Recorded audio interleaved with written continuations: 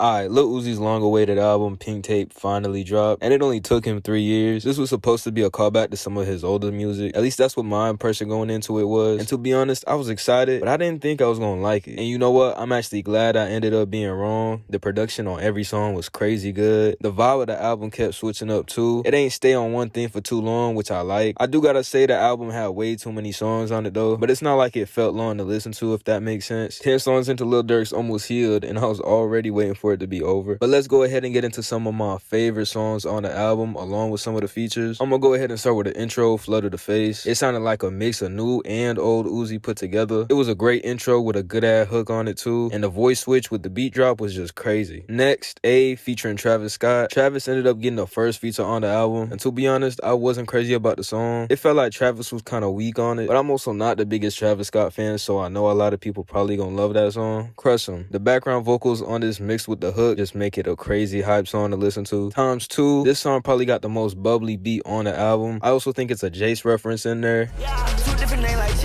He recently changed how his name was spelt from this to this. If y'all never heard of him, I do recommend y'all go ahead and check him out. He do got some fire-ass music. Let me know if I'm right in the comments or if you talking about something else though. Died and Came Back was tough as hell. Ad-libs really made the song for me, and that hook got me doing the little shoulder roll as we speak. Endless Fashion featuring Nicki Minaj. Brett sampled Blue from Eiffel 65, which is crazy. I just knew I heard that cadence from somewhere. I had to look it up afterwards. I wish Nicki came in a little later in the song because I wanted Uzi to keep going with that flow. I also ain't really like the pauses she had on the track, to be honest, and I hope I can say that without the barbs coming after me. Another good ass song that was on the album, Mama I'm Sorry. Bro used Chief Keef's hook off Hate Being Sober and hopped on there with this motherfucker's flow, bruh. Who else you know doing that? Next, let's talk about Nakamura. This track got the best production on the album by far. I'm not saying it's my favorite on this list, but it does sound like the track to a movie, bro. Like the Avengers about to suit up and go save the world.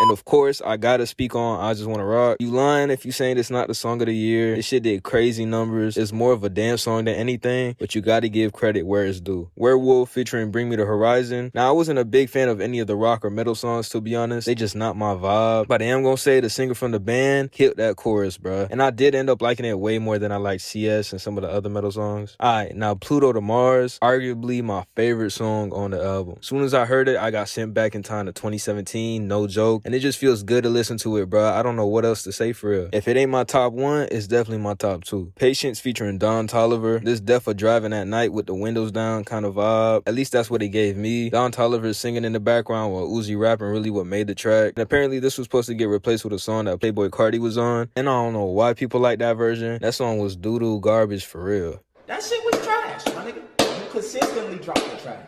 Get this nigga his props. Rehab was another one of my favorites. Talk about how it was going through withdrawals and his experience in rehab. The way he was rapping about it almost sounded like a conversation with you. Alright, and the last song I wanted to speak on was The End featuring Baby Metal. This bit sounded just like the opening to an anime, but the song was just all over the place for me. And as far as the bonus tracks, I know they all leaks that the fans been wanting for a while. I don't know, man. I really ain't like them like that. If anything, it was all kind of mid to me. And it's not like I liked every song either. The metal and rock ones wasn't really for me, along with some of the other ones I wasn't crazy about. I'd probably say that the song he previewed at the BET Awards, Spin Again, was probably my least favorite on the whole album. It just felt real empty and hard to listen to. I don't know what it was about it. That just wasn't his night for real. I'm probably gonna go ahead and give this album a 7.8 out of 10. Also, I want to clear up my Almost Healed rating. I ended up giving the album a 5 to a 6 out of 10. And I just want to say that it's definitely a 4. Let me know y'all opinions in the comments. What's y'all favorite song? And what would y'all rate the album out of 10, man? Appreciate the support. I'm out.